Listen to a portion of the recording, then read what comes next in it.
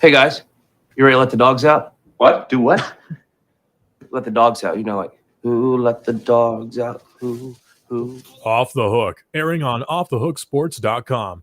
Your home for real news, real opinions, and what really matters about Tennessee athletics. Always available on Apple Podcasts, Spotify, Stitcher, Google Play, TuneIn, iHeart. Like, share, follow, subscribe. Always available wherever you find your favorite podcasts. I was going to replace that intro at one point last night because it refers to The Hangover with Bradley Cooper in it, and he's an Eagles fan, and the Eagles are evil.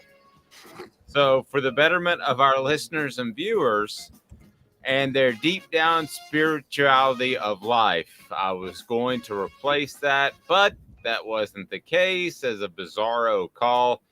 In my opinion, at least, when we get Caleb's thoughts in the Super Bowl, a defensive holding leads to the Chiefs just being able to bleed out the clock, and that was kind of disappointing. And I thought we were on the verge of seeing a classic finish, and the Eagles just kind of get robbed. I know that the defender had said that there was indeed a hold there. He admitted to the hold, but I think he's kind of being the good soldier. Caleb Calhoun, I thought we were on the verge of a very, very good Super Bowl, and I saw that hold, and I did the math in my head with the clock, and I was like, this is over. And we had friends over, and it was just, I don't know, it was a little deflating the way it ended, I thought. But congratulations to Trey Smith for a Super Bowl championship. Yeah, if you think you had it rough, I had a parlay yesterday, and I hit every one of my parlays except Patrick Mahomes throwing for 225 yards. So that cost me the whole parlay. And I was so mad about that hold because I'm like, if they don't get that hold there, there's a chance Patrick Mahomes gets the ball back again, either in overtime or to try to do a desperate game-winning drive. And I'm like, at that point, he could have hit the 225. But I will say, for people complaining about it, there was a drive early in the first half. The only Chiefs drive that really stalled in the first half was because the Eagles got away with a blatant pass interference. I think it was like the third drive of the game, and they didn't call it. So, you know, bad calls even out. We always remember the bad call at the end of the game, but no one ever remembers the bad calls that went throughout the game, and that was one that I think stood out before the end of the game. So we got to go there. Reminds me of, to bring it to college since we covered Tennessee, I will never forget Florida fans in 2001 when Tennessee beats Florida 34-32, insisting there was a hold on that two-point conversion on Jabbar Gaffney, and screaming and crying that Jabbar Gaffney was held. But they just they totally ignore the fact that there were two Rex Grossman fumbles that the refs ruled Rex Grossman down earlier in that game. They just conveniently leave that part out.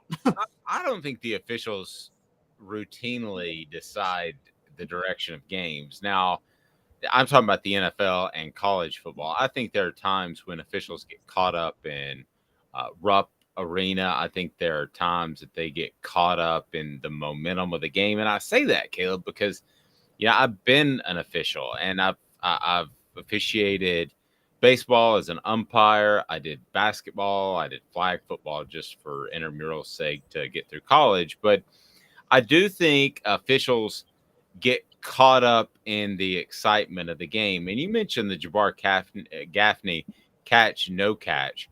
I will tell you right now that I think those officials got caught up in the game and ruled that a catch.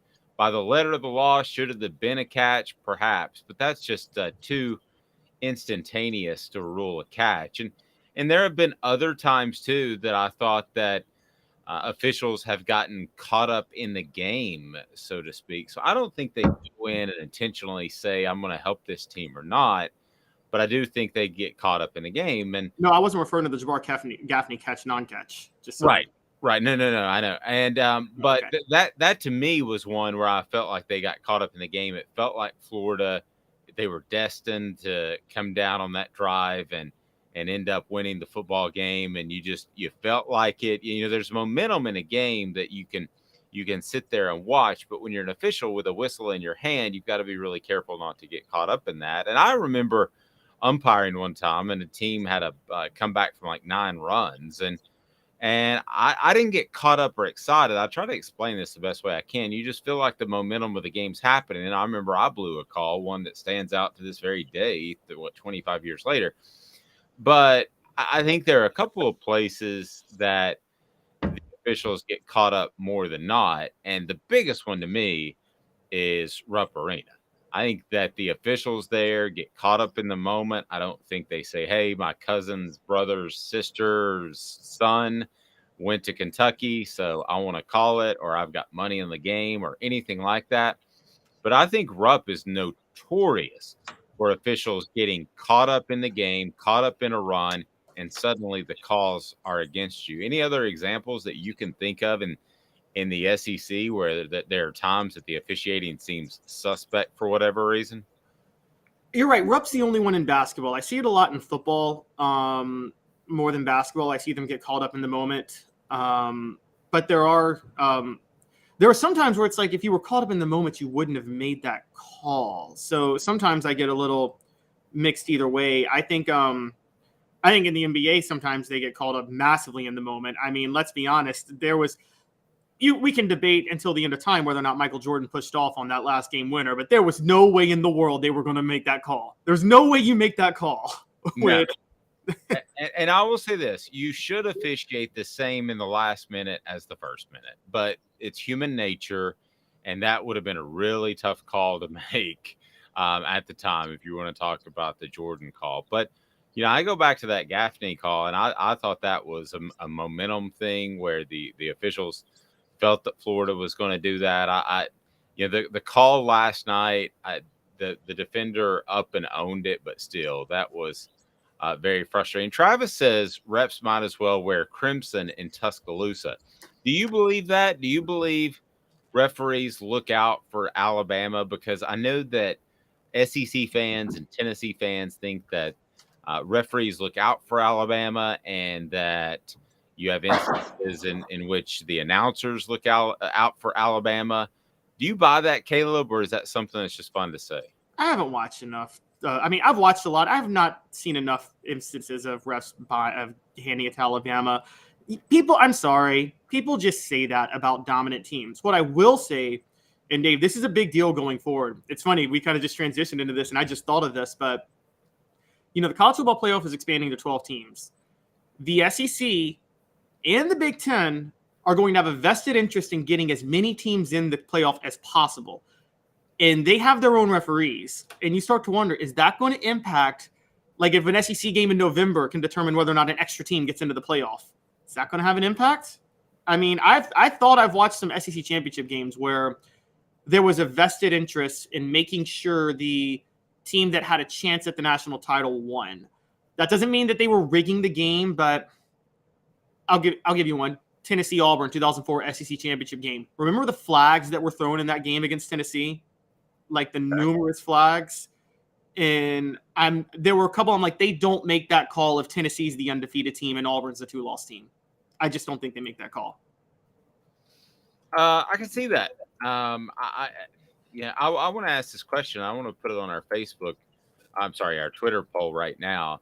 Do you believe officials purposely make favorable calls for dynasties? And I will ask our message board that now.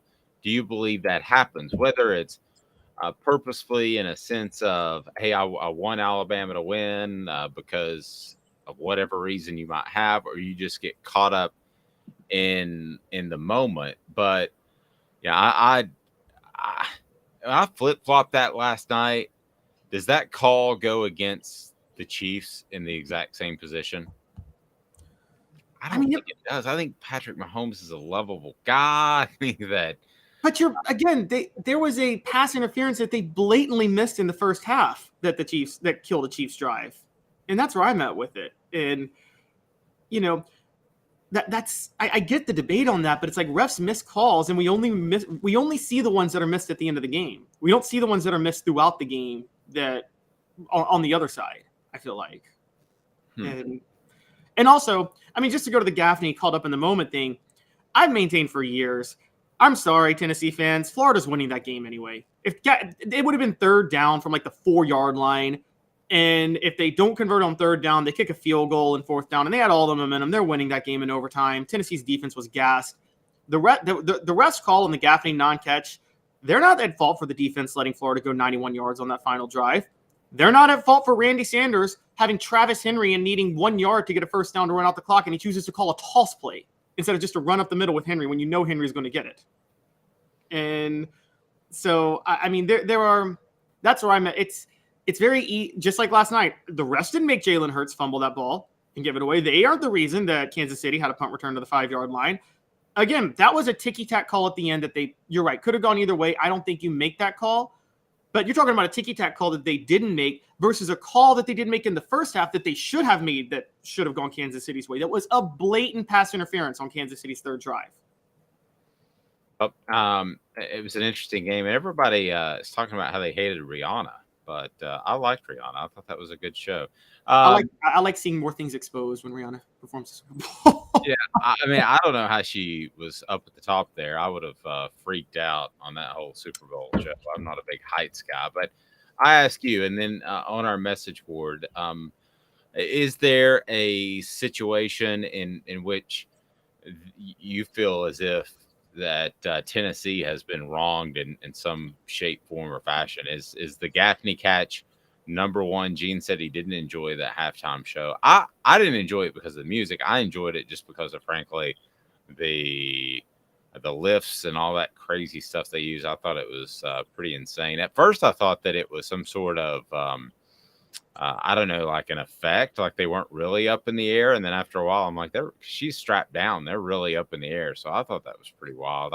I enjoyed it. I don't know much of her music. I mean, I recognize 3 or 4 of the songs, but I enjoyed it. So other than Rupp is, well, I just asked this: the officials in college football and basketball, who are more likely to go with the home team? Is it Alabama in Tuscaloosa, or is it Kentucky in Rupp? I don't think it's close. I think it's basketball in Kentucky and Rupp. What about you, Caleb? Easily. I think it's basketball in Kentucky and Rupp, and I think part of that is Rupp's kind of louder than Alabama. I mean, I've been to Bryant-Denny Stadium. I'm sure you have too. It's not really the loudest stadium in the SEC. I can think of like 5 stadiums that are louder that might get you more caught up in the moment. Neyland being one of them, honestly. No, I don't think it's top 6 necessarily. So yeah, I think the Swamp is louder. I think I hear Kai Field's louder, and I believe it. I know Baton Rouge is louder. So, you know, I thought Auburn was louder, quite frankly. Yeah, Auburn is louder. So anyway, your thoughts on that, as we remind you that you can go and take care of your pet at crafttreats.com. Crafttreats.com has a promo code Off the Hook where you save 20% on the chill pills, which will help with your pet's anxiety, will help with your pet's arthritis, and how about your pet's digestive issues as well. They've got CBD in them. They've also got treats that don't. They've just got great holistic treats. Use the promo code Off the Hook.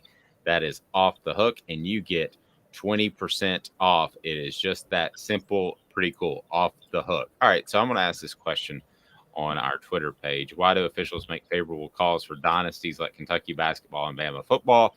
Caught up in the moment, looking out for the tops, and just a coincidence. Maybe it is just a coincidence. I don't think that's the case, but I just think basketball more than any other sport that you can get caught up in a run. Caleb, I've always thought that you can, before you know it, get caught up in a run, and you're a part of this momentum swing in basketball as much as anything.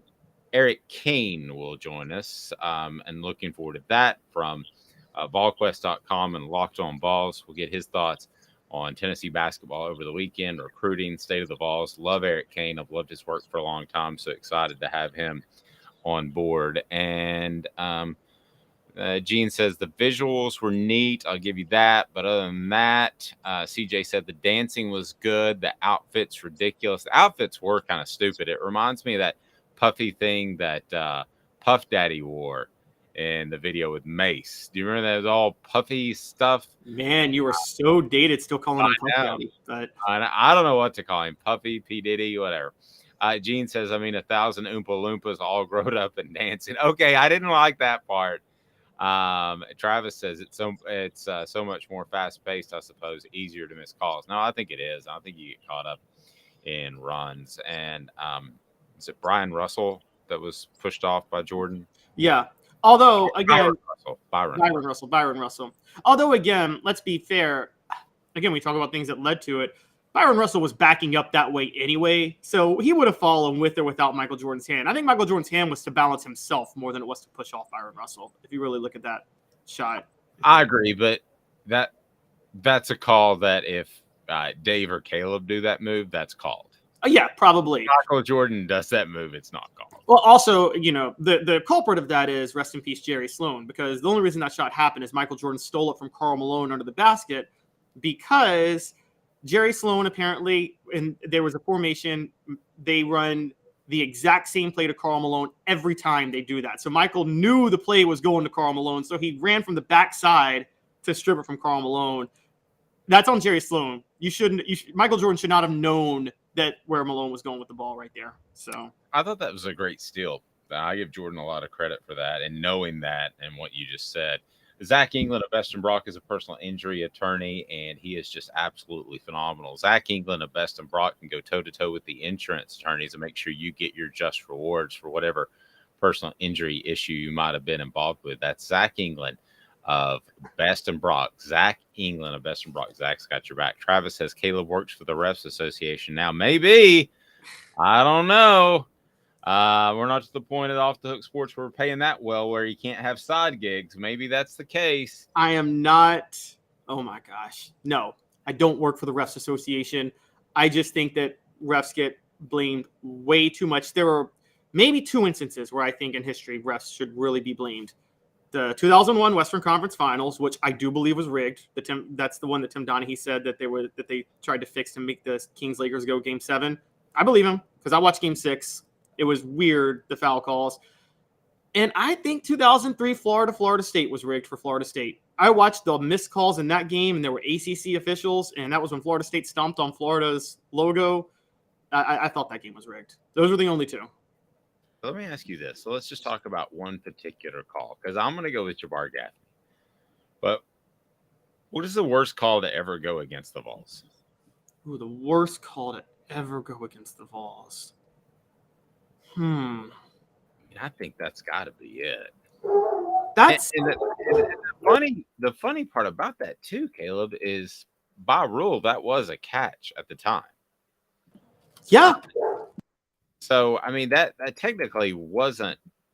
It just didn't look right. The whole 9 yards of it just didn't look right. I'm going. Okay, it's a work. Does it have to be a game the Vols lost? Because or can it be a game the Vols won and they overcame the worst call ever? You said what now? Does it have to be a game the Vols lost? No. Because I'm going 2001 Florida. Those two Rex Grossman fumbles. It's the only time I ever saw Fulmer lose his mind at the ref. It was the one in the swamp. Rex Grossman fumbled on back-to-back drives, and both times they ruled Rex Grossman down on those drives. And Al Ford was the official at the time. And man, Phil Fulmer laid into Al Ford. It's the only time I ever saw Fulmer lay into an official. And it didn't matter because Tennessee won anyway. So right now people are saying caught up in the moment, looking out for the tops. I certainly hope that isn't the case, but it probably is. I mean, here's the thing you have to remember about bad calls. And I like to give the officials the benefit of the doubt. But is SEC football better with Alabama in the hunt for a national championship and an SEC title? Is SEC basketball in particular better off with Kentucky in the hunt for a national title or Final Four run? I would say yes and yes. So do I think there's some sort of handshake, wink, wink thing going on? No, I really don't. But would it stun me? It wouldn't stun me if the official said, it would certainly help Kentucky and it would be a big factor. I mean, after watching that, what was it, the Donaghy documentary recently, it doesn't take a lot for one guy to get kind of sideways with the bookies, and then suddenly he's being managed a little bit. But I just think that if you're around SEC basketball in particular, you know that Kentucky's the premier team. So they're going to get the benefit of some calls. I don't think it's as bad with Alabama as a lot of people think. And I know that who's the announcer that gets caught up in that all the time? My goodness, help me with that. Gary Danielson. Oh, yeah. I don't think they're officially against Tennessee. I don't think he goes. I think he just looks at exactly what's happening, and more times than not, Alabama's the better team. I kind of agree. Just a heads up, Caleb Jaru, one of our reporters, just texted us, and he brought up that it's bad that I haven't mentioned the Saints NFC Championship game a few years ago, where a former Vol, Alvin Kamara, got wiped out on what was clearly a pass interference. Yeah, that was definitely a bad call. All right, coming up on the program, we're going to talk about some all-time University of Tennessee top performances in the Super Bowl, who had the biggest impact in NFL history when it comes to Vols in the Super Bowl. And Travis says, worst call I've ever seen was South Carolina stopped Michigan on 4th, clearly, and Clowney had to take it back. Well, the other one that we don't talk about is the 5th down, and that was Colorado, Missouri. I'm sorry, I almost said Michigan. Colorado, Missouri, that had to be an accident. They didn't just give them another. Wait, is Dave Hooker admitting something in defense of Missouri? Maybe a little bit.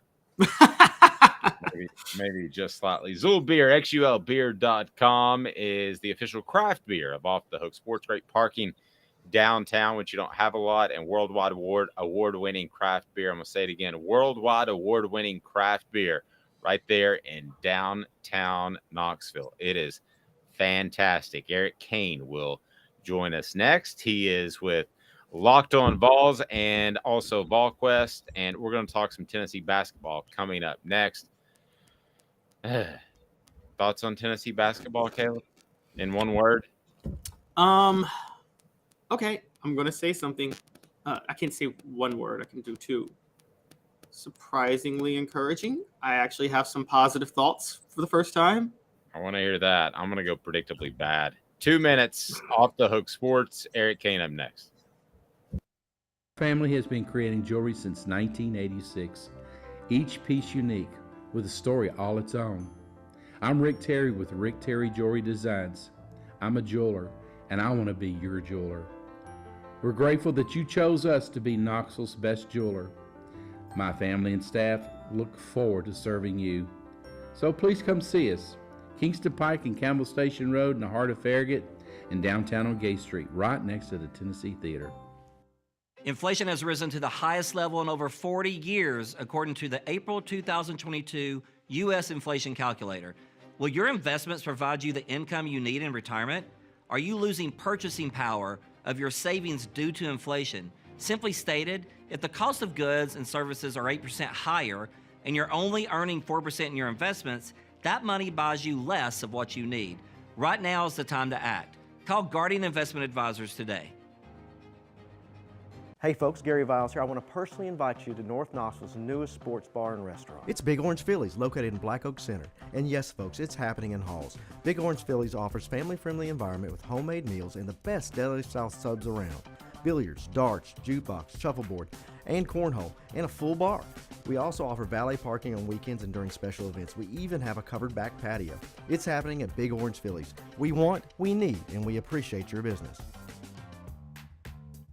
Hi, Mike Davis here with City Heating and Air, reminding you to always dare to compare.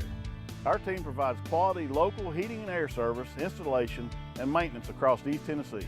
We use only the best equipment like American Standard heating and air conditioning for your residential, new construction, or commercial needs. Honesty, dependability, and customer satisfaction have been the cornerstones of our business since 1961. City Heat and Air. Dare to compare. Chattanooga, we're at it again. For the 5th year in a row, you voted us best of the best criminal and DUI law firm. And finalists for best law firm and best personal injury firm. Thank you for the love, Chattanooga. We won't let you down. Do you want to own the more that owns every job? Then get to Vassey Lawn and Garden in Cleveland and get you a Toro. I'm David Vassey, here to talk to you about Toro. With a Toro Zero turn, you'll get more out of every minute and you'll reach the finish line faster. At Bassey's, we like to say, no matter if you're mowing 3 acres a week or 11 lawns a day, homeowners and business owners alike find confidence in equipment they can trust from top to bottom. Bassey Lawn and Garden, Highway 60 North in Cleveland. Man alive, it's worth the drive. Got cataracts? We can fix that. Never miss another moment.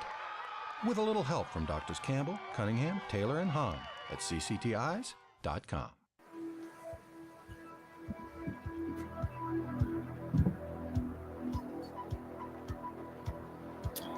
I'll bring you back with a sad note.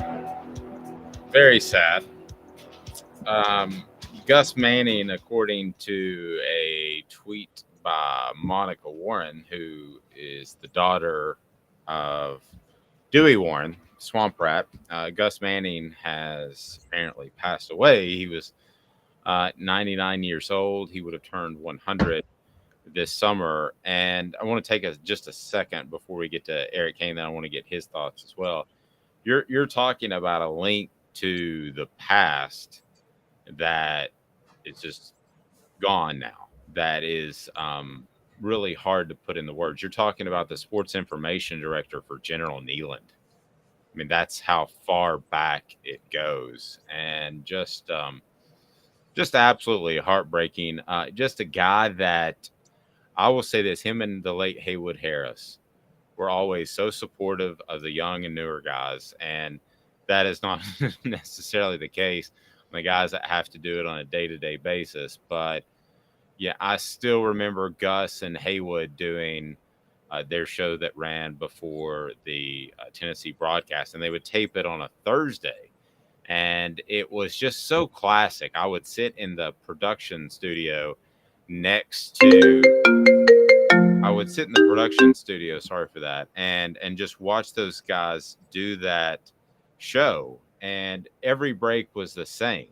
It was Haywood saying, Gus, what are you talking about? And they were so fun to watch. It was just really incredible. I'm blessed to have gotten to know those guys, and just absolutely unbelievable, one of a kind. Eric Cain joins us now. He kills it with Volquest. He kills it with Locked On Vols. Eric, how are you, sir? Yeah, good morning. Doing well. Hey, so you're I don't know how much you're a younger man than me, and Gus wasn't around to a large extent, driving around in his Cushman. He had his own personal Cushman to tool around the campus. Did you have many experiences with Gus at all? Sadly, no, I did not. But certainly know who he is. Certainly have heard everything that he stood for, and kind of like what you were saying. I mean, he truly is, truly was a link to the past there. A Tennessee legend. It says a lot when you walk up into the press box in Neyland Stadium, and there's a seat there for Gus Manning. Where he sat. So many different games, and you respect, you keep that open. Because that's Gus's seat, right? And so, it's extremely sad to hear this news, but you want to talk about a guy that lived a fantastic life, did exactly what he wanted to do, was great at his job, was an ambassador for University of Tennessee, and a link to the past. I mean, that was Gus Manning. So sadly didn't have a whole lot of interactions with Gus, but certainly know of him and the legend that he was. His memory was so sharp at the end too. He could remember like Neyland stories. You feel like you're almost watching this encyclopedia into the past, but he would want us to spin it forward, so we'll do that. God rest his soul, rest in peace, Gus Manning. We'll talk about him a little bit more as the week goes on. But Eric, let's start with your thoughts on Tennessee basketball. The reason I actually reached out to you is because of a conversation you had with Tony Vitello, and we'll get to that. But first, your thoughts on Tennessee basketball and kind of where they stand right now after another disheartening day over the weekend. You got to pick yourself up, right? I mean, there's it's been a really rough 2-week stretch, even with a win in there against Auburn, which is a quad 1 win. It was not easy. It was not fun. You got to find a way to move forward. I mean, you still, despite the last 2 games, you still have a defense that is good enough to carry you a lot of the times. And the last 2 games, I mean, the offense has kind of come alive a little bit against weaker defensive teams, and that was expected, but you just found a way to lose. And then on Saturday, it was just so disheartening because you were down 17 in the second half, and you come back and you draw even. You get 23 points from a guy in Tyreek Key that hasn't given you much consistency on offense all year long. You take that lead, you get a 6-point lead at one point in time, and then Missouri just won't go away. And then Missouri needs like 4 things to happen exactly precisely in the right moment to come back and pull off this shocker, and it happens. So I mean, silver lining, I guess this is not March. You're getting this out of the way in February and you're trying to move past this, but Tennessee's got to do some digging right now. You got to see what the injury concerns are for Triple J and for Julian Phillips and then some other guys, but you got to dig deep here because it's not going to get any easier. And obviously you got Alabama coming to Thompson Bowling on Wednesday, and that's going to be a massive basketball game.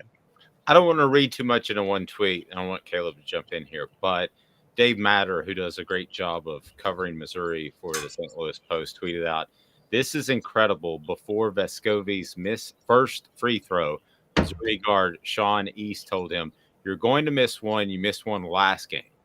Vescovi missed the first, lane violation on the second." Don't want to read too much into one tweet, but is this team in its own head a little bit, perhaps? I mean, you hope not, right? But I mean, after the way the last 2 games have gone with the free throw line issues, losing at the buzzer and all that stuff, I mean, you can't help but think potentially, right? And again, that might be a little human nature, if so. But this team's got good veteran leadership. This team's got a good coach. You hope that they don't dwell, in their own heads or dwell in that moment if that is the case. Now, that's Vescovi could have simply just missed the free throw, right? I mean, he's I think going into the Vanderbilt game, I want to say I was listening to the broadcast. I want to say that Bob and Burt said he was an 80% free throw shooter, and then he missed that front end there, and then of course he missed the other night. He's obviously going through some internal battles right now, late in game situations. So it wouldn't shock me if he's a little low in confidence right now. And Rick Barnes said after the game that he was hurting. He was hurting for Santiago, said that he's won a lot of games for Tennessee. So you hope that's not the case, but again, you got to figure it out, right? I mean, no one's going to stop for you. No one's going to feel sorry for you. You got Alabama coming to your house in a matter of days. You got to figure it out, and then you got Kentucky. So Tennessee's got a tough stretch here to end the regular season, and you want to be playing much better than you are, obviously, now heading into tournament time. Erica, let me run silver lining real quick because, and by the way, it's credible when I do silver lining because Dave will tell you I was off the Tennessee basketball bandwagon before everybody else was. This was when they were number 2. He ran the bandwagon into a ditch, Eric, is what he did right before this 2-week span. I was tracking them before when they were number 2, and I was seeing my concerns. But funny enough, the loss to Missouri didn't validate any of my concerns because look, Missouri's not a bad team. They've beaten Iowa State. They've beaten a few pretty good teams. And my concern with Tennessee was their offense is so inconsistent and erratic that if they run into a red-hot shooting team in March, which happens, they have no chance of winning. Well, isn't it true that even though they lost on Saturday, they lost by 1, and Missouri, literally everything they threw up fell in the basket. So it was one of those games, and it wasn't like Tennessee got blown off the floor. They were in it until the last second. Doesn't that at least prove, okay, if March comes and Tennessee runs into one of those red-hot shooting teams, they can hang? I mean, you hope so, right? Again, the last 2 weeks, or the last 2 games, excuse me, have not been the issue here. I mean, Vanderbilt was like ranked 107th in the country defensively, and Missouri was up there as well. Now, Missouri is a good basketball team, as you mentioned. They can shoot. The offense is there. They've got some big wins. The overall record's not bad, but not too sharp defensively. And Tennessee took advantage of that. I mean, Tennessee shot the ball well, shot out nearly 50% against Vanderbilt, shot 45%, I think, from the field against Missouri. Made some 3-pointers. It should give you some confidence, which is a good thing. But typically, the deeper you go into the tournament in March, you're going to be playing better defensive squads. The scoring tends to be a little bit lower. But March is March. Sometimes you're going to run into a team that just continues to hit everything. Can you keep up? It was a good sign to see Tennessee keeping up and getting contributions from a guy like Tyreek Key again, who has been so inconsistent offensively for you and really hadn't played with a whole lot of confidence. But the last 2 games, he's been really incredible. And so that's been good for Tennessee. Should give you a little bit of confidence moving forward, but you got to get back to playing your brand of defense because that style gave you a chance to win every single game against like Auburn, for instance. But that hasn't been apparent the last 2 games. Eric Kane, fantastic. If you haven't checked out Locked On Vols, I'm sure you have at this point, but you need to. How do people follow your work, Eric, to make sure? Yeah, just follow me on Twitter at _Caner, and pretty much all my work at Volquest.com and Locked On Vols, and you can always find us on the YouTube channel Locked On Vols. We put up a new episode every single morning. Yep, absolutely, and great stuff. If you want an overall rundown of what the Vols are doing, love it. Eric, again, I wanted to talk baseball, but I had somebody say something to me over the weekend within Tennessee's football program, and it was just kind of one of those phrases that stick out. And they said, the recruiting is not on point. It's on point, but it's not on point. So I don't want to read too much into that, but when you hear something like that, I'm just curious, when you look at recruiting, because you know the whole scope of it, how close are they to where they want to be, where they're competing top 3, top 5? Because there's a difference between top 10. Yeah, there certainly is. I mean, you can be number 8 in the country, but still be number 4 or 5 in the SEC, right? It just means more. I think Tennessee's been recruiting well. I think Josh Heupel has recruited well since he's been here. And truly, the way I look at it, this past signing day, that 2023 cycle was his first true, was there from the beginning, saw it through. I mean, that was his first cycle, in my opinion. 2022, he got here in February, at the end of January, right? I mean, he was behind the 8 ball so much, and he addressed needs. I mean, he went out. Obviously, you lead off with your 5-star quarterback in Nico, and you bring him in. That's a big old check. You got a quarterback. You got guys who can rush the quarterback. You went and solidified needs on the defensive line. You closed well with a 5-star in David Hobbs and found the running back that you wanted, and an in-state guy and a linebacker in Aaron Carter. So I think Heupel did a great job of closing this class. I think Heupel did a great job of addressing needs. And, of course, it's the value of the beholder, right? Every coach is going to say that they love their class and that they got hidden gems and all that. But I think Heupel really enjoys this class and found a few diamonds in the rough. So you want to be able to be not, it'd be nice to be, ranked number 1 in recruiting or ranked number 5 in recruiting or whatever. But at the end of the day, you want to be winning those battles against Alabama, against Georgia, against LSU, Florida. And you're starting to do that. Again, David Hobbs came to Tennessee over a couple of those schools. Aaron Carter picked Tennessee over Alabama. Alabama and Georgia wanted to get involved in Nico, but Tennessee, got that wrapped up, quickly. They were going to have him as a backup option for Arch Manning. So, not necessarily be paying attention to the ratings per se, but pay attention to the individual battles of who is Tennessee winning out over. And I think you're starting to see a little bit more consistently, Tennessee's winning out over Alabama, where this guy was a take at Alabama as well.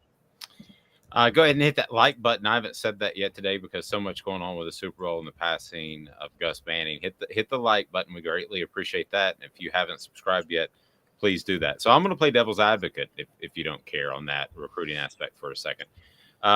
When you elevate guys like Kelsey Pope, Joey Halsley, Alec Ablin, those guys do not have the same connections that a Rodney Garner would have, that Tennessee would be better off going out and getting a bona fide recruiter with hundreds of more recruiting connections. I'm just playing devil's advocate, throwing that at you. Yeah.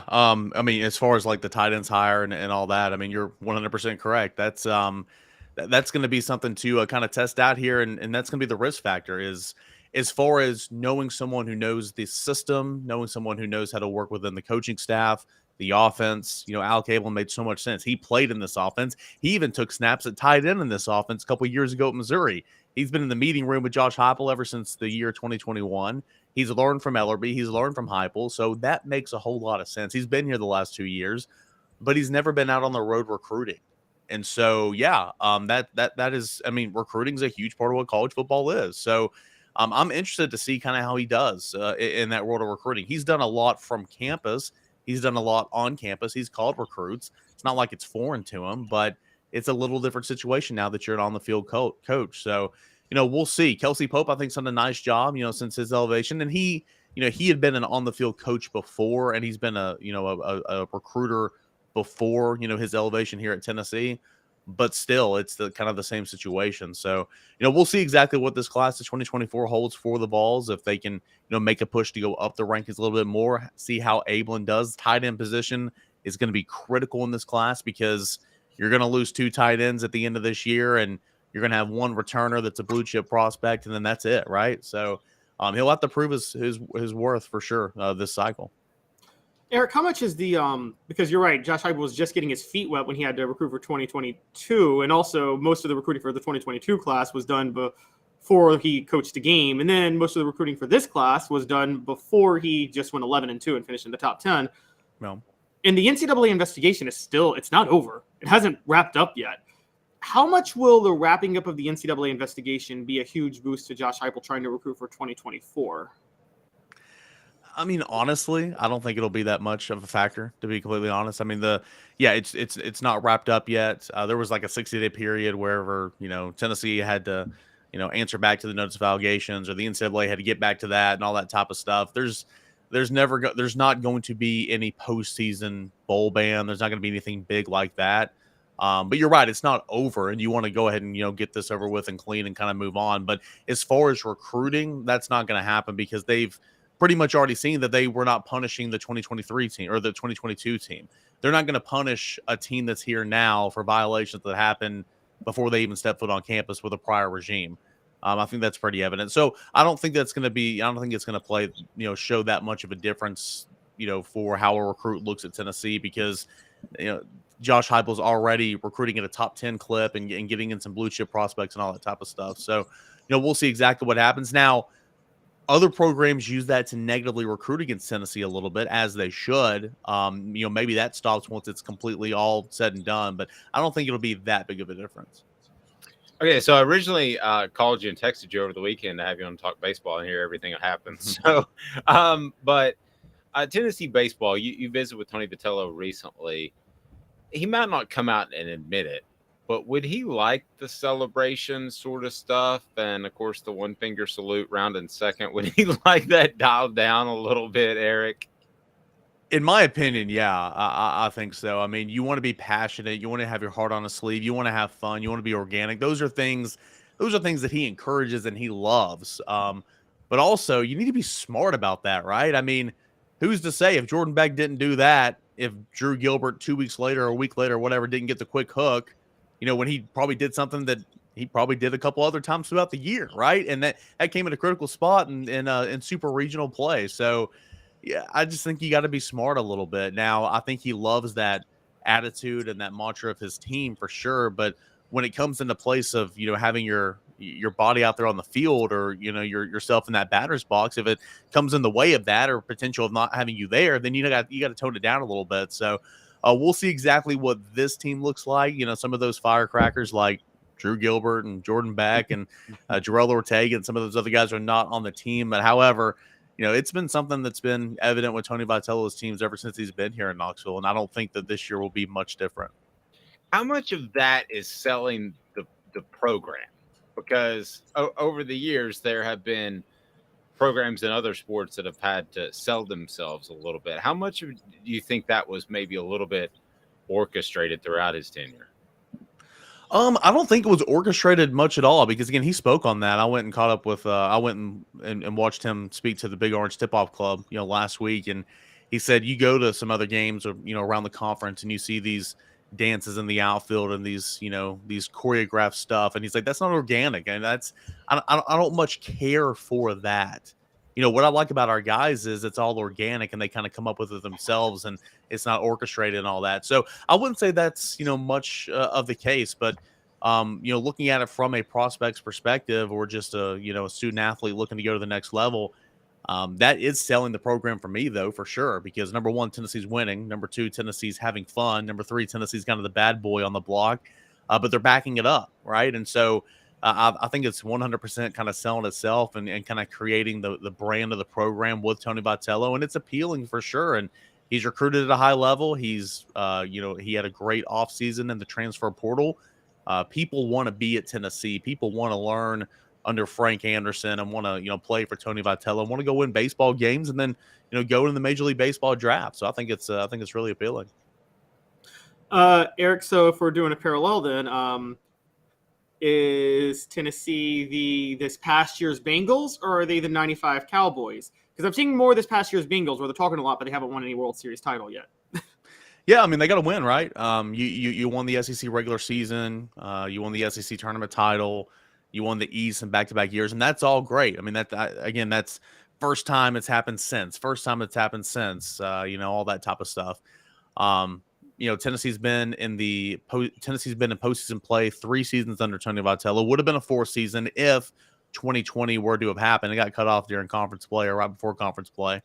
But Tennessee's made it to Omaha 1 time since prior to 2021, since what was it, 2005 or whatever. So you want to go to Omaha, you want to make that a regular occurrence. You want to win some games there, and ultimately, of course, you want to win a College World Series. So it'd be great for Tennessee to go out there and win one and everything. But if you're a consistent threat in college baseball and you prove time in and time out year after year that you're going to be hosting super regionals, you're going to be going to Omaha. I mean, you're going to be taken seriously as a contender every single year, and I think Tennessee is almost at that point. Eric, keep crushing it, man. I've enjoyed your work for a number of years, going back to the Sports Animal, and somebody's got to replace old guys like me. So you're definitely the guy. And John Adams, I mean, all those guys are leaving, so you guys take over. But keep up the great work, and we certainly appreciate your time, and have a blessed rest of the week. Hey, Dave, Caleb, appreciate it as always. Thank you. Thanks, man. Eric Cain. And if you haven't checked out his work, he absolutely slays it. There's no question about it. Love what he does, and I think he has one of the most successful Locked On podcast of any school, and there's a reason why he puts in the work, and it's just fantastic stuff. Portions of the program brought to you by Bassey Lawn and Garden. Man alive, it's worth the drive.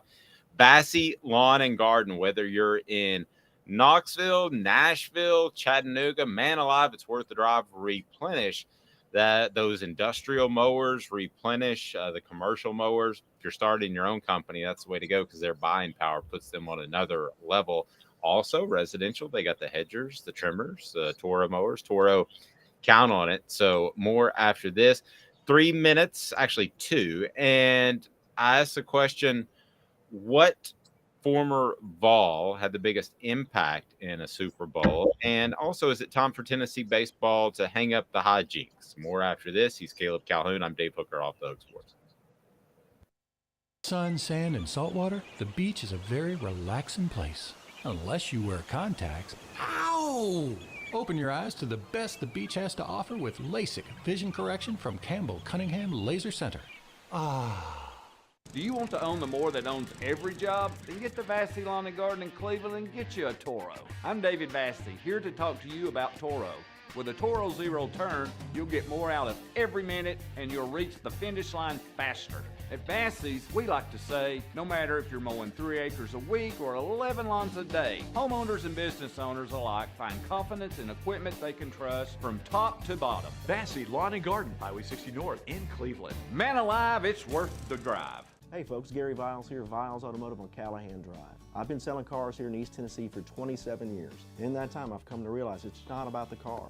It's about you, the customer. So I'm here to take care of you just like family. Good credit, bad credit, you name it, we can get you taken care of. If we don't have it, we can find it for you. We go across the country to get any vehicle that you want. And here at Viles Automotive, we don't believe in fake numbers. We just give you great deals. And as always, we want, we need, and we appreciate your business. Hi, Mike Davis here with City Heating and Air, reminding you to always dare to compare. Our team provides quality local heating and air service, installation, and maintenance across East Tennessee. We use only the best equipment like American Standard heating and air conditioning for your residential, new construction, or commercial needs. Honesty, dependability, and customer satisfaction have been the cornerstones of our business since 1961. City Heat and Air. Dare to compare. Chattanooga, we're at it again. For the 5th year in a row, you voted us best of the best criminal and DUI law firm. And finalists for best law firm and best personal injury firm.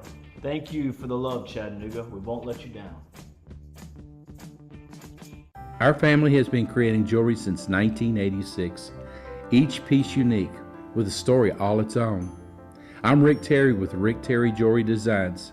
I'm a jeweler, and I want to be your jeweler. We're grateful that you chose us to be Knoxville's best jeweler. My family and staff look forward to serving you. So please come see us.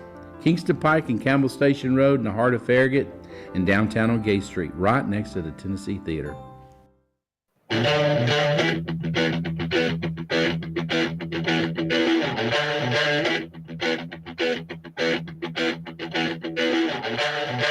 allow me to introduce myself. I'm a man of wealth and taste. Welcome back. He's Caleb Calhoun. I am Dave Hooker. Vols in the Super Bowl. Let's get to that as we look back at some of the legendary Tennessee players that have had just fantastic showings in the Super Bowl. Travis, my God, give me an Alvin Harper reference. That is certainly a good one.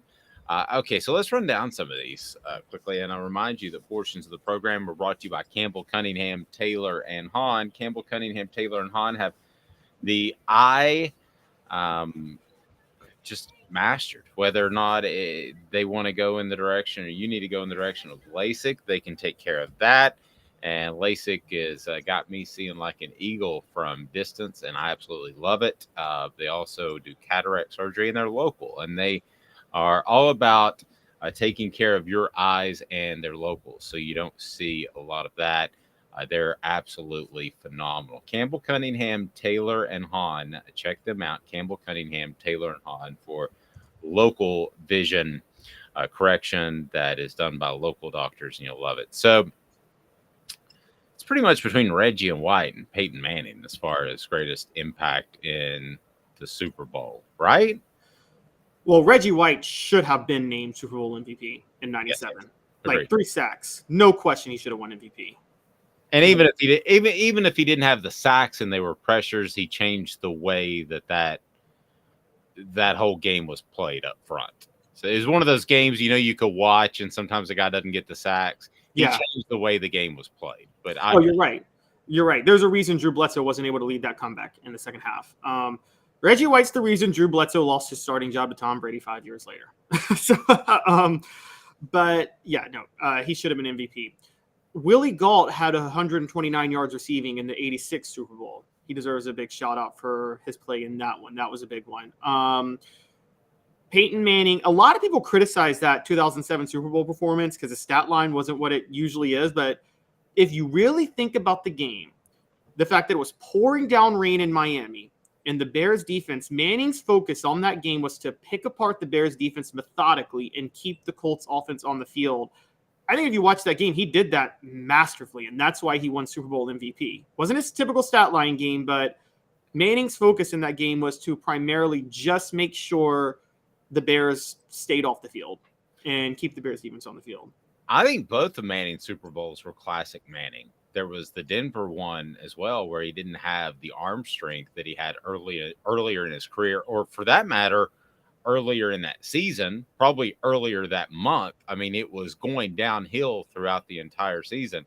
I thought both of them were classic. Manning managed the game, and I think he got about as much out of what he could do and his ability in each of those games, one because of the rain, but one because of his arm strength. I thought they were classic Manning. I give him a lot of credit for those. There's a lot of other quarterbacks that would have fallen short on those 2 days. Oh, I'm with you on that. It's just the Denver game, it was obvious Von Miller was Super Bowl MVP. Like, it was obvious. Yeah. Whereas with the Colts game, people thought because Dominic Rhodes had a better stat line as a running back and there was a pick six that Peyton Manning didn't deserve Super Bowl MVP. But I'm like, no, if you actually watch that game, Peyton Manning was the most valuable player on the field in that game by far, because given the nature of the weather, nobody else could have managed the offense the way he did. And you're right about that. And so I go Peyton Manning, Reggie White, Willie Gault. And just a heads up, this is based on Trey Smith, guys, winning a Super Bowl last night. And we should give a huge shout out to Trey Smith. This is one of the greatest stories in Tennessee football history. Blood clots in the lungs. And I said at the time publicly he shouldn't play anymore. I mean, if that's my kid, if that's my son, I don't want him to play anymore. And maybe the doctors told him it's 100% fine. When I hear blood clots in the lungs, that scares me to death. So for him to be able to come back and play, and you have to take all this sort of medicine that can affect your athletic output. Do you remember Charles Hathaway back in the day? Yes. He had blood clots in his calves, and he was never the same from an energy standpoint. And part of it, I was told, was the medication he was taking at the time. So there is every reason for Trey Smith's career to not have happened, for Trey Smith to not be in that Super Bowl. So kudos to him. And let's just to break down his performance real quick. Kansas City didn't allow a sack last night against the best defensive front in the NFL. We all agree, right? Yes. And they also averaged 6 yards a carry on the ground, which is more about your guards than your tackles. Trey Smith probably had the best performance for a Tennessee football offensive lineman maybe ever in the Super Bowl last night. That's saying a lot. Now, I will say this, the greatest single play that changed the trajectory of a couple of different NFL franchises was made by Alvin Harper. The greatest single play by a former Vol in the Super Bowl was made by Alvin Harper. Was that the 45-yard catch against Buffalo, the touchdown in 92 or 93? No, that was it was the 92 season, and Dallas was playing at San Francisco. San Francisco was favored. Jimmy Johnson, for some reason, said in the paper the day before that they would win. He predicted a win. A lot of this gets lost because we didn't have social media at the time. But the Cowboys at the time had about a 3 or 4 point lead. You can check me on this. But San Francisco had just scored and had all the momentum. So at that point, what should the Cowboys do with the great offensive line? Run up between the tackles, right? Caleb, start to work clock. There's about 3 minutes left. And they run a deep slant to Alvin Harper on first down. And I'm sure you can see it now in your mind's eye, but he gets it all the way down to about the 4-yard line. So it's about a 70-yard gain. They hand it to Emmitt Smith over and over, and the game's over. If Alvin Harper doesn't make that play, if they don't make that call, if Troy Aikman doesn't make the perfect throw, then maybe San Francisco comes back and wins that game at home, and the Cowboys are never the Cowboys, and San Francisco has 2 titles in the 90s instead of just ending with 1. So that to me, and that was the NFC Championship game. I'm losing my mind. Greatest single playoff that led to a Super Bowl, I guess, is what I'm jumping. Yeah, because like as we all agree, like Manning's best performance ever in his career was that AFC Championship in 2007 against the Patriots, not the Super Bowl, because that AFC title game was the Super Bowl with him and Tom Brady when the Colts fell down 21-3, and he brought him back. Yeah, so I guess I just changed it. That felt like a Super Bowl back then because you all you knew you were blowing out Buffalo. Nobody thought that it was the Bills. You're right. So another one. Don't forget this: Derek Barnett's rookie season. He recovered the game-clinching fumble that was forced on Tom Brady. Remember, Tom Brady threw for a record like 500 and something yards. You just knew Tom Brady was going to lead a drive late in the 2017 Super Bowl. I forgot who got the sack, but Derek Barnett recovered the fumble, and that was a pretty big play too.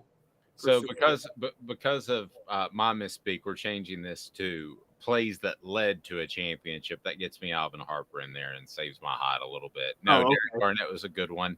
But I do want to turn to Tennessee basketball over the weekend.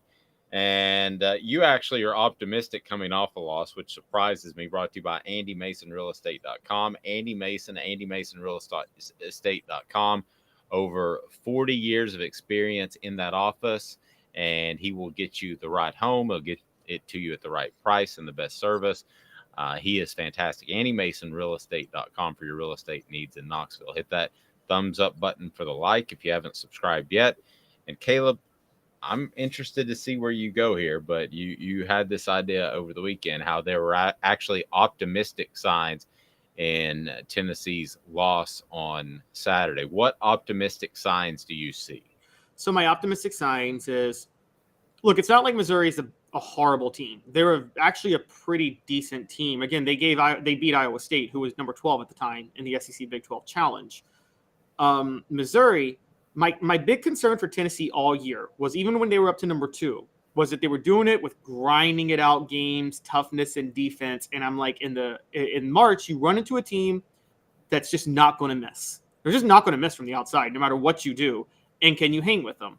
Well, Missouri played that game on Saturday. Let's just be honest, Dave. Missouri didn't miss at all. And Tennessee still should have won that game.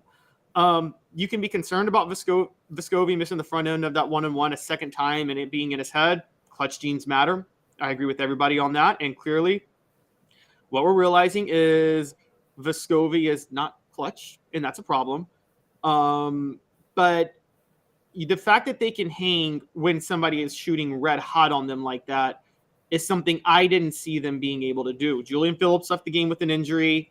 Triple J was out. And so I think that that's something that we didn't see from them in the past. Again, my thing is, I've been saying the whole time, everybody's concerned about Tennessee defense. I don't care about defense in college basketball. People need to get that through their heads. Defense is the stupidest thing to worry about in college basketball. It doesn't matter.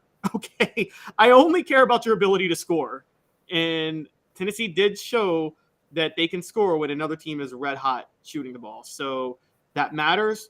Vescovi not being clutch also matters. So that's where you draw a concern. He's turning into, dare I say, I'm going to invoke the name J.J. Redick at Duke. J.J. Redick is the worst clutch performer ever. But Vescovi's not as good as Redick was. I tell you, Caleb, you're probably a little too optimistic for my taste. And let's face it, both of us, with the way college basketball plays out, could be dead wrong. We've seen teams flounder in February and have success in March. We've seen teams soar in February and get knocked out of the first two rounds. That's just the way college basketball is. So I take all of this with a grain of salt. I guess my own opinion. My opinion is this team hasn't found itself as of the middle of February. And that to me is incredibly disheartening because this team has too much talent not to know where it needs to go in clutch moments. And if it can't go Vescovi's direction, then I've got serious questions about their ability to win clutch games in March. So it's funny, you and I kind of flip-flopped. I was on the wait-and-see approach last week with this basketball team, and they could get things turned around. Now I'm more along the lines of this team is ripe for a first-round or second-round exit. And I thought that they would still make the Sweet 16. Last week, they would put things together. The Auburn win was still a ranked opponent win. I was playing all the positive cards. I don't have positive cards like you do after Saturday. I mean, I appreciate where you're coming from, and I can see that, and the ability to hang with a high-scoring team. Just to me, I don't think that they have an identity. What is their identity right now, Caleb? Oh, they don't. They don't. And part of the reason they don't have an identity is because of injuries. But Rick Barnes tried to make their identity defense and toughness and being able to play inside out. And as you and I talked about, the out part of inside out was not happening for them. And I think it did happen. I think if Rick Barnes is smart, he sticks with small ball the rest of the way out. You know, he uses Tyreek Key, Vescovi, has just one big in there at a time, whether that's Nakamwa or Julian Phillips if he's healthy, and just play small ball. And I think that could be their identity. And he should stop worrying about them wasting their energy on defense. Defense doesn't matter. Defense doesn't win championships, guys. But can you change that in February? No, you can't. And Rick Barnes won't change his philosophy. Rick Barnes is very committed to this philosophy, and there's a reason he's only made one Final Four. Smoky Mountain Red said shooting threes is their identity, live and die by it. Here's the problem, though.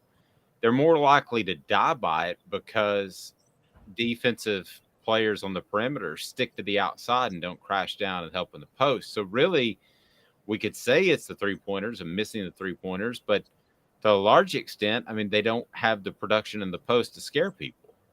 That you're right. That is a big problem is, you know, Nakamwa is more of a stretch four, so he wants to pull you out for the mid-range a little bit, which doesn't help if you play inside out that much. And Plavchik is just, look, he's gotten exposed. I just don't think you can rely on Plavchik right now. And I don't think Plavchik is that great of a passer. Half of being a great, when you play inside out basketball with the post players, is not just scoring when they leave you open, but being able to pass and kick it out to the guy on the perimeter that's open and play. I don't think any of Tennessee's inside guys are really that good at passers, honestly. And that's a huge problem. You know, one of the things I've noticed about Plavchik, easy for me to say, watch this the next time. Okay, when he feels as if he's going against a brick wall and he can't convert in the post, he looks to pass. And when he brings his head up, he is either unsure of where to pass or everybody's covered. Notice that just in his body language, Caleb. So I don't know if that's him, and you said he doesn't kick it out as well, or if that's just they're well covered. And he also puts the ball on the ground way too much when he catches it in the post. Amen. Why? Why must he dribble? I don't know. It is one of the worst habits that you see with big men in basketball that keep them from developing. Is if you catch it and you're in the post like this, you pivot and then you try to score and you keep the ball up, or you try to do a pump fake. The minute you put the ball on the ground, it changes everything. And it's basketball. If you're a big man, that's like basketball 101 that you learn when you're 14 to not do. Let me ask you, what happens if Rick Barnes with this team, where would you put this team in terms of talent in the entire nation? I mean, in terms of just talent, I would say top 20. But when you put talent and combine with what should be solid experience, I would say top 10. Barnes has never been able to mesh 5-star freshman talent with experience. He's never been able to do that well. Okay, so experience plus talent equals top 10. Mm-hmm. If this team, according to you, and I agree, if this team does not go deeper than the second round of the tournament, does that affect Rick Barnes' decision-making and how long he wants to coach? Does that affect Danny White's thoughts on how long he wants Rick Barnes to coach?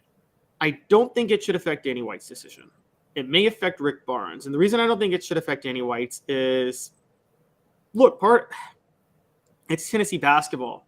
I mean, the goal of hiring Rick Barnes was to have a coach who would always have you in the NCAA tournament. This is, you're not Kentucky. You're not looking for a coach that's going to get you to the Final Four every 4 years or something like that. You're looking for a coach that is going to keep you relevant. Now, I will say the problem is, are you looking for relevancy, or are you looking to make sure that you still sell tickets and sell out games? Because I will say, if you're constantly doing this in the NCAA tournament, eventually, apathy sets in with the fan base, and that would be a problem. And I don't know how you that with the Lady Vols. Yeah, that is. It's that way with the Lady Vols. That's true. If your goal is to sell tickets, that sounds like Doug Dickey to me in the 90s. Did he even try to sell tickets?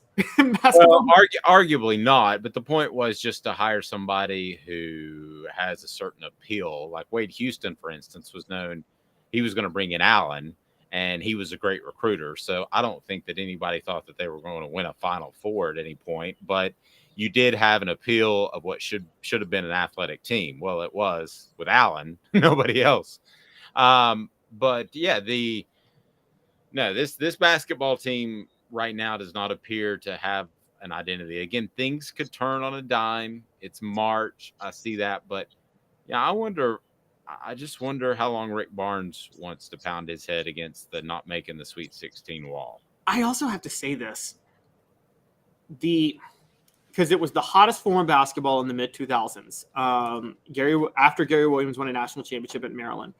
But the Dr. Tom Davis coaching tree is getting figured out. You guys saw Bruce Pearl over the weekend and Auburn lose to Alabama. They didn't look like they were on Alabama's level, quite honestly. And I'm thinking Rick Barnes, Bruce Pearl. Rick Barnes comes from the Gary Williams coaching tree. Gary Williams and Bruce Pearl both come from the Tom Davis coaching tree, which is partially up-tempo, but there's a commitment to the flex offense on what they all do. Running the flex is not like the motion. You run the same set every time down the floor. Every time down the floor, you run the same set offense in the same set formations, like the triangle. I don't think that works anymore. I don't think you can run the same formations on offense anymore in basketball or have the same setup every time you go down the court and react to the defense. And I think Rick Barnes and Bruce Pearl's systems have been figured out. I'm going to be honest. Everybody talks about Bruce Pearl's greatness because of what he did when he first got to Tennessee. He's been to one Final Four in his career. That's it. Well, and don't forget this. He had a special couple of guards in Lofton and Jawan.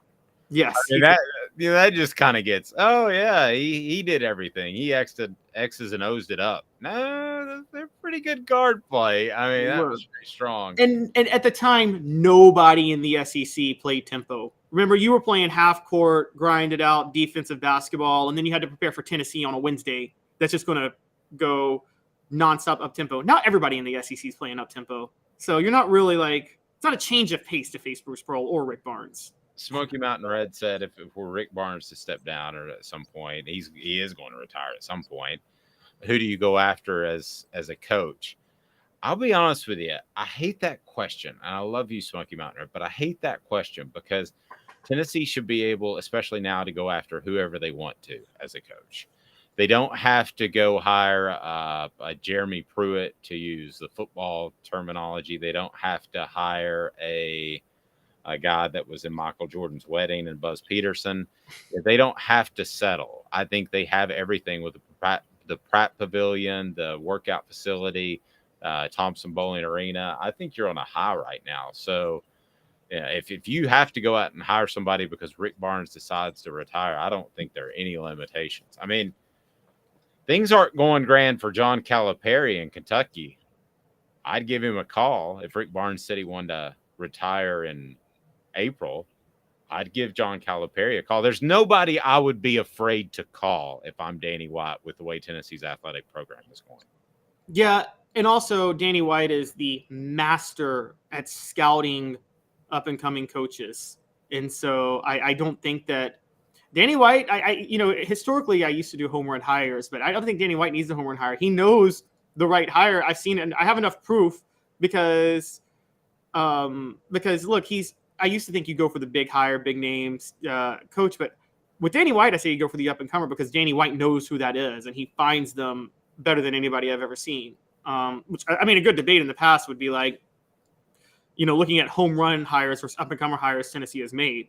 In 1976, I'm pretty sure Johnny Majors felt like a home run hire, didn't he? Just won a national championship at Pitt, was coming home, no doubt, and never really lived up to the home run. Yep, I agree.